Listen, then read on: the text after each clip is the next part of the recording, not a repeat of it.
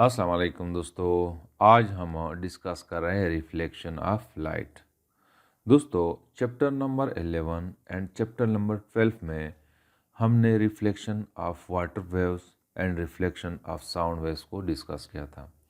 वहाँ पे हमने कहा था कि फॉर एग्ज़ाम्पल अगर हमारे पास वाटर वेव्स है, जैसे कि हमने रिपल टैंक में वाटर वेव्स प्रोड्यूस किए थे, तो वो वाटर वेव्स जब किसी ऑब्जेक्ट के साथ टकराते हैं तो वो वापस आ जाते हैं। जिस एंगल के साथ टकराते हैं उसी एंगल के साथ वापस जाते हैं, तो इसको हम रिफ्लेक्शन ऑफ वाटर वेव्स कहते हैं। या फॉर एग्जांपल अगर साउंड वेव्स है वो किसी ऑब्जेक्ट के साथ टकराते हैं तो उसके वापस आने को हम रिफ्लेक्शन ऑफ साउंड वेव्स कहते हैं। बिल्कुल इसी तरह अगर लाइट रेज है वो किसी ऑब्जेक्ट किसी सरफेस के साथ टकराती हैं और वापस उसी एंगल के साथ जाती है, तो इस वापस जाने को हम रिफ्लेक्शन ऑफ लाइट रेस कहते हैं। तो दोस्तों, रिफ्लेक्शन ऑफ लाइट रेस की वजह से हमारे इर्द गिर्द की जितनी भी चीज़ें हैं उसको हम देख सकते हैं। ये जितनी भी चीज़ें हमारे इर्द गिर्द है इसको अगर हम देख सकते हैं वो रिफ्लेक्शन ऑफ लाइट की वजह से देख सकते हैं। रिफ्लेक्शन ऑफ लाइट जो है, it is the bouncing back of light rays from the surface of a certain medium is known as reflection of light. यानी अगर एक सरफेस है या कोई ऑब्जेक्ट है वह उस पर जब लाइट रेज पड़ती हैं और वापस आ जाती है तो उसको हम रिफ्लेक्शन ऑफ लाइट कहते हैं। जैसे कि फॉर एग्ज़ाम्पल ये सोर्स ऑफ लाइट है, इस सोर्स ऑफ लाइट को हम लुमिनियस सोर्स कहते हैं। लुमिनियस सोर्स उस सोर्स को कहते हैं जो रोशनी प्रोड्यूस करती है, यानी लाइट को प्रोड्यूस करती है, उसको हम लुमिनियस सोर्स कहते हैं या लुमिनियस ऑब्जेक्ट कहते हैं। तो यहाँ से जब लाइट रेज निकलती है और इस पौधे के साथ टकराती है तो इस पौधे के साथ टकराने के बाद इस साइड पे वापस आ जाती है। तो यहाँ पे अगर कोई बंदा खड़ा है तो वो लाइट रेज इसके आंखों में इंटर होती है, तो उस बंदे को ये पौधा दिखाई देता है। तो लाइट के इस बाउंसिंग बैक को हम रिफ्लेक्शन ऑफ लाइट कहते हैं। दोस्तों, आपकी बुक में एक और लफ्ज़ यूज़ हुआ है, non luminous object. Non luminous object उस ऑब्जेक्ट को कहते हैं जो रोशनी प्रोड्यूस नहीं करती लेकिन रोशनी को रिफ्लेक्ट करती है। जैसे कि फॉर एग्ज़ाम्पल वाइट बोर्ड है या ये पौधा है जो आपको नज़र आ रहा है, ये नॉन लुमिनियस ऑब्जेक्ट है। ये रोशनी प्रोड्यूस नहीं करती लेकिन रोशनी को या लाइट को रिफ्लेक्ट करती है, तो इस किस्म की ऑब्जेक्ट्स को हम नॉन लुमिनियस ऑब्जेक्ट्स कहते हैं। दोस्तों, जिस ऑब्जेक्ट से लाइट रिफ्लेक्ट होती है उसको हम रिफ्लेक्टिंग ऑब्जेक्ट कहते हैं। जैसे कि फॉर एग्ज़ाम्पल मिरर है, प्लेन मिरर है, तो वहाँ पे जब लाइट रेस पड़ती है तो डिफरेंट डायरेक्शन में वो रिफ्लेक्ट होती है, तो मिरर को हम रिफ्लेक्टिंग ऑब्जेक्ट कहते हैं। या यहाँ पे ये जो पौधा है ये रिफ्लेक्टिंग ऑब्जेक्ट है। मिरर जो है ये एक ऐसा ऑब्जेक्ट है जिस पे जब लाइट पड़ती है तो डिफरेंट डायरेक्शन में वो रिफ्लेक्ट होती है। बाज़ ऑब्जेक्ट्स ऐसे होते हैं कि वो सम पोर्शन ऑफ लाइट को रिफ्लेक्ट करते हैं, बाकी को नहीं करते हैं, और मिरर जो है वो तकरीबन उस पर जितनी भी लाइट रेस पड़ती है वो सबको रिफ्लेक्ट करती है। अब दोस्तों, हम कुछ टर्म्स को डिस्कस करते हैं जिसकी वजह से हम रिफ्लेक्शन ऑफ लाइट को सही तरह स्टडी कर सकते हैं। यानी हम कह सकते हैं कि हम रिफ्लेक्शन ऑफ लाइट को बेहतर तरीके से डिस्क्राइब कर सकते हैं। तो ये वो तमाम टर्म्स है जिसके थ्रू हम रिफ्लेक्शन ऑफ लाइट को डिस्क्राइब कर सकते हैं। तो एक है incident ray, reflected raise, point of incidence, normal, angle of incidence and angle of reflection. तो इसको हम वन बाय वन डिस्कस करते हैं। सबसे पहले हम डिस्कस करते हैं इंसिडेंट रेस को। इंसिडेंट रेस उस रेस को कहते हैं जो ऑब्जेक्ट या किसी सरफेस पे पड़ती है। जैसे कि आपको यहाँ पे नज़र आ रहा है, ये सोर्स ऑफ लाइट है, यहाँ से ये रे निकलती है और इस ऑब्जेक्ट पे पड़ती है, तो इस रे को हम इंसिडेंट रे कहते हैं। तो हम कह सकते हैं कि the approaching ray of light is called incident ray, यानी वो रे जो ऑब्जेक्ट के साथ टकराती है, यानी सोर्स से जब निकलती है और ऑब्जेक्ट पे पड़ती है तो उस रे को हम इंसिडेंट रे कहते हैं। दूसरा जो है रिफ्लेक्टेड रेस। रिफ्लेक्टेड रेस उस रेस को कहते हैं जब किसी ऑब्जेक्ट पे पड़ती है और वापस चली जाती है। जैसे कि आपको यहाँ पे नज़र आ रही है, ये रे जो है इंसिडेंट रे है। जब इस ऑब्जेक्ट पे ये रे पड़ती है तो पड़ने के बाद जब वो रिफ्लेक्ट होती है उसको हम रिफ्लेक्टेड रेस कहते हैं। और तीसरा जो है पॉइंट ऑफ इंसिडेंट। तो पॉइंट ऑफ इंसिडेंट उस पॉइंट को कहते हैं जहाँ पे रेस पड़ती है, यानी इंसिडेंट रेस जिस पॉइंट पे पड़ती है उसको हम पॉइंट ऑफ इंसिडेंट कहते हैं। जैसे कि फॉर एग्जांपल ये रे है, मैं सपोज करता हूँ कि ये रे इस पॉइंट पे पड़ती है, तो इस पॉइंट को हम पॉइंट ऑफ इंसिडेंट कहते हैं। और तीसरा जो है नॉर्मल। नॉर्मल को मैं ये एक्सप्लेन करता हूँ कि लेट सपोज हमारे पास एक सरफेस है, ये एक सरफेस हो गया। इस सरफेस के बिल्कुल परपेंडिकुलर अगर हम एक लाइन ड्रा करें तो उस लाइन को हम नॉर्मल कहते हैं। फॉर एग्जांपल ये सरफेस है, इस सरफेस का बिल्कुल परपेंडिकुलर मैं ये लाइन ड्रा करता हूँ, यानी वो लाइन जो इस सरफेस के साथ 90 डिग्री का एंगल बनाए, तो इसको हम नॉर्मल कहते हैं। तो नॉर्मल को हम ये डिफाइन करते हैं कि the line drawn at a right angles to the reflecting surface at the point of incidence, यानी वो लाइन जो रिफ्लेक्टिंग सरफेस के साथ 90 डिग्री का एंगल बनाते हैं उसको हम नॉर्मल कहते हैं। और तीसरा जो है angle of incident. Angle of incidence उस एंगल को कहते हैं जो इंसिडेंट रे नॉर्मल के साथ बनाती है। जैसे कि फॉर एग्जांपल मैं कहता हूँ कि ये एक इंसिडेंट रे है और ये इंसिडेंट रे इस नॉर्मल के साथ जो एंगल बनाती है, यानी इस एंगल को हम इंसिडेंट रे कहते हैं और इसको हम रिप्रेजेंट करते हैं थीटा आई से। I means incident ray. तो हम कहते हैं कि the angle between the incident ray and normal is called angle of incident. ये नॉर्मल है और ये इंसिडेंट है, इसके दरमियान जो एंगल है उसको हम इंसिडेंट रे कहते हैं। और दूसरा जो है वो एंगल ऑफ रिफ्लेक्शन है। एंगल ऑफ रिफ्लेक्शन उस एंगल को कहते हैं जो रिफ्लेक्टेड रेज और नॉर्मल के दरमियान है।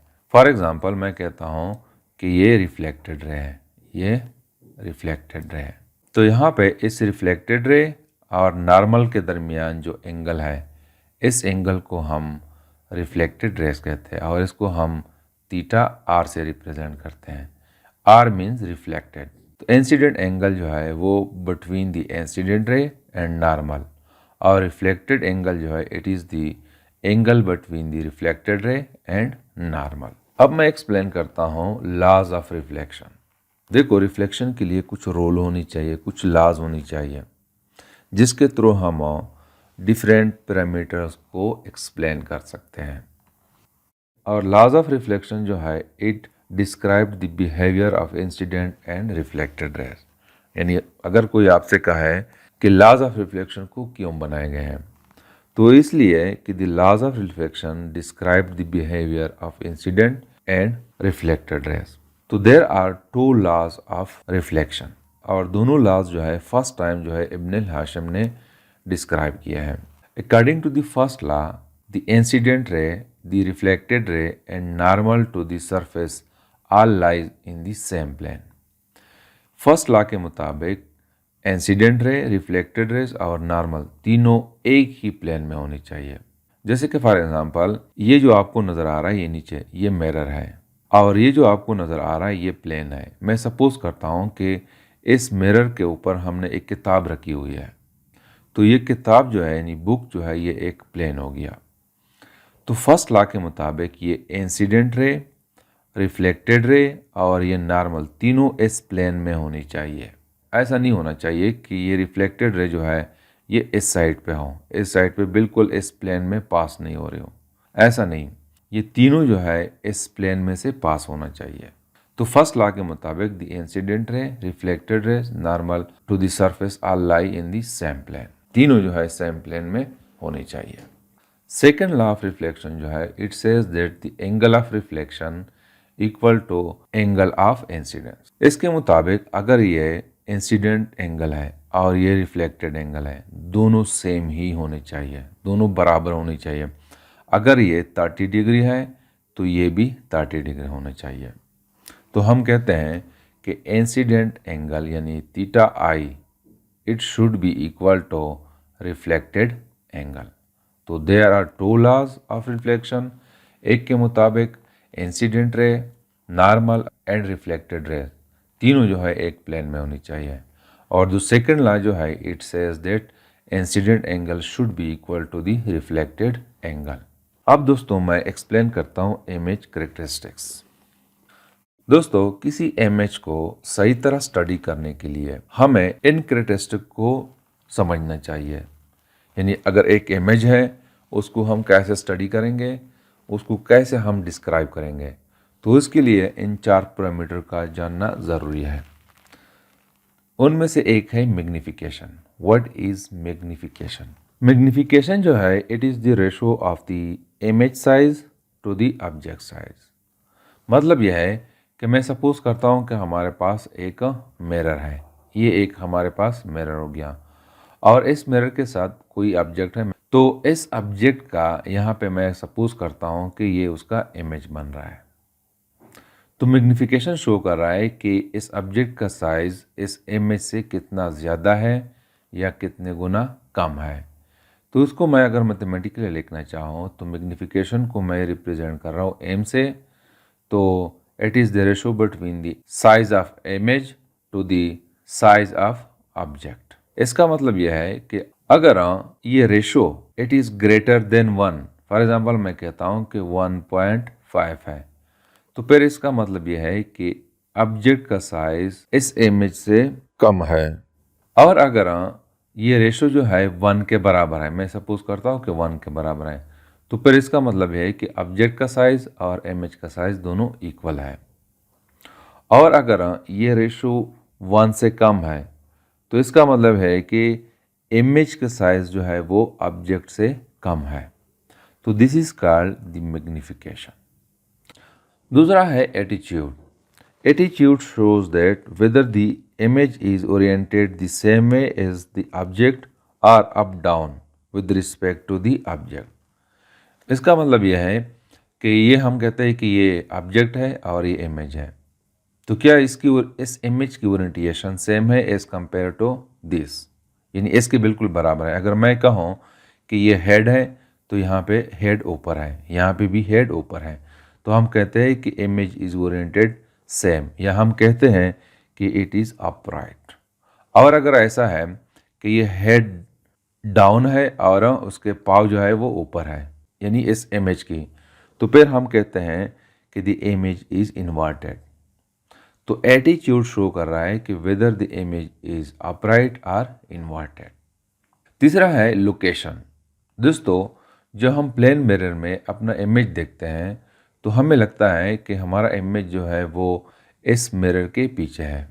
तो फिर लोकेशन जो है it shows the distance between this mirror और दिस इमेज।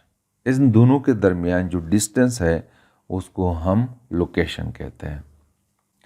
इसके बाद है टाइप ऑफ इमेज। दोस्तों image can be real and virtual, यानी जब इमेज बनती है तो या तो वो रियल होती है या वर्चुअल होती है। अब रियल क्या है और वर्चुअल क्या है? दोस्तों मैं सपोज करता हूँ कि ये हमारे पास एक स्फेरिकल कनकेव मिरर है और ये उसका सेंट्रल लाइन है। यहाँ पे एक ऑब्जेक्ट है इस पॉइंट पे, इस ऑब्जेक्ट से रेज ऑफ लाइट निकलती है। मैं कहता हूँ कि एक रे ऑफ लाइट ये है, इसके साथ टकराती है, टकराने के बाद वो रिफ्लेक्ट होती है इस साइड पे, ये रिफ्लेक्शन है। और एक दूसरा रे ऑफ लाइट है, यहाँ से जाके यहाँ पे इसके साथ टकराती है और टकराने के बाद वो रिफ्लेक्ट होती है, इस साइड पे रिफ्लेक्ट होती है और इस पॉइंट पे पहले रे के साथ मिल जाती है। तो यहाँ पे इस पॉइंट पे जो इमेज बनेगा वो ये बनेगा, इन्वर्टेड इमेज बनेगा। तो इस इमेज को हम रियल इमेज कहते हैं। अगर हम यहाँ पे इस इमेज की जगह हम एक स्क्रीन रख दें तो फिर उस स्क्रीन पे हमें ये इमेज नज़र आएगा। स्क्रीन का मतलब यह है कि कोई भी ऑब्जेक्ट हो जहाँ पे इमेज बन रहा हो, फॉर एग्जांपल मैं कहता हूँ कि एक कॉटन का कपड़ा है, सफ़ेद कपड़ा है, वो भी एक स्क्रीन हो सकता है। आपके क्लासरूम में वाइट बोर्ड है वो भी एक स्क्रीन हो सकता है। तो यहाँ पे अगर इस इमेज की जगह मैं उसको रख दूँ तो हमें इमेज नज़र आएगा। तो इस इमेज को हम रियल इमेज कहते हैं। और वर्चुअल इमेज किसे कहते हैं? उसको मैं सपोज करता हूँ कि लेट सपोज हमारे पास एक प्लेन मिरर है। ये एक प्लेन मिरर हो गया और ये एक सेंट्रल लाइन है, यहाँ पे एक ऑब्जेक्ट है। इस इमेज से एक लाइट निकलती है इस तरह, इस मिरर के साथ टकराती है। मैं कहता हूँ कि ये मिरर यहाँ तक है। तो यहाँ पे टकराने के बाद जिस एंगल के साथ ये इंसिडेंट होगी उसी एंगल के साथ ये रिफ्लेक्टेड होगी। इस साइड पे मैं कहता हूँ रिफ्लेक्ट होगी है। और एक दूसरा लाइट रे है वो यहाँ से निकलती है, इसके साथ टकराती है इस मिरर के साथ। तो मैं कहता हूँ कि नॉर्मल के साथ ये ज़ीरो एंगल बना रहा है। तो जब नॉर्मल के साथ ज़ीरो एंगल बन रहा है तो रिफ्लेक्टेड रे भी ज़ीरो एंगल बनाएगा। तो यहाँ पे इस सिचुएशन में जो इमेज बनेगा वो इस साइड पे बनेगा। अगर इस रिफ्लेक्टेड रे को मैं यहाँ पे ड्रा करूँ पीछे के साइड, तो ये, और इसको मैं ड्रा कर दूँ तो ये दोनों यहाँ पे मिलेंगे। तो यहाँ पे इस केस में जो इमेज बनेगा वो ये अपराइट इमेज बनेगा। इसी वजह से जब हम प्लेन मिरर के सामने खड़े होते हैं तो हमें अपना इमेज जो है वो बैक साइड पे नज़र आ रहा होता है। वो इसलिए कि यहाँ से जितनी भी लाइट रिफ्लेक्ट होती है वो यहाँ पे कन्वर्ज होती है, यहाँ पे एक दूसरे के साथ मिलती है। तो इस इमेज को हम वर्चुअल इमेज कहते हैं। अगर यहाँ पे हम कोई स्क्रीन रख दें तो हमें कोई इमेज नज़र नहीं आएगा। जैसे कि आपकी बुक में इसकी डिफिनीशन की गई है कि अगर इमेज की जगह हम स्क्रीन रखें और स्क्रीन पे हमें कोई इमेज अगर नज़र ना आए तो फिर उसको हम वर्चुअल इमेज कहते हैं। और अगर हमें इमेज नज़र आए स्क्रीन पे तो उसको हम रियल इमेज कहते हैं। जैसे कि इस केस में अगर यहाँ पे हम स्क्रीन रख दें तो हमें फिर भी ये इमेज नज़र आएगा, और अगर यहाँ पे हम स्क्रीन रख दें तो हमें कोई इमेज नज़र नहीं आएगा। तो this is something about the reflection of light and laws of reflection. Thank you.